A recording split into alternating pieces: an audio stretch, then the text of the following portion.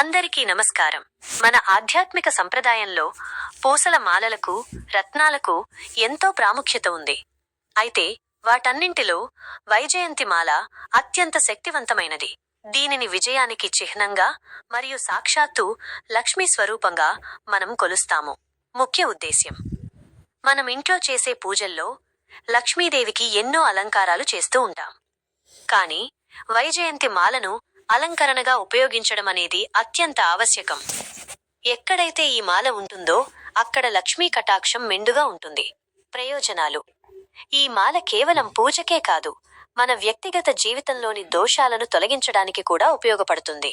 పిల్లల కోసం: చిన్న పిల్లలకు ఈ పూసలను ధరింపజేయడం వల్ల వారికి తగిలే నరదృష్టి, దిష్టి దోషాలు మరియు బాలారిష్ట దోషాలు తొలగిపోయి ఆరోగ్యంగా ఉంటారు.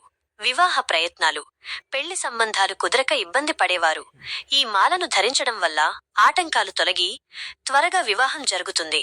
వ్యాపార వృద్ధి: మీ ఆఫీసుల్లో లేదా వ్యాపార సంస్థల్లోని పూజా మందిరాల్లో ఈ మాలను దేవుడి పటాలకు అలంకరించండి.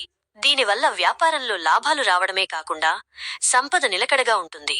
గ్రహదోష నివారణ: జాతకంలో శుక్ర గ్రహదోషం ఉన్నవారు ఈ మాలను ధరించడం వల్ల శుక్రుని అనుగ్రహం లభించి లగ్జరీ మరియు సుఖ సంతోషాలు ప్రాప్తిస్తాయి. మరిన్ని వివరాల కోసం క్రింద ఉన్న లింకును సంప్రదించండి. ధన్యవాదాలు.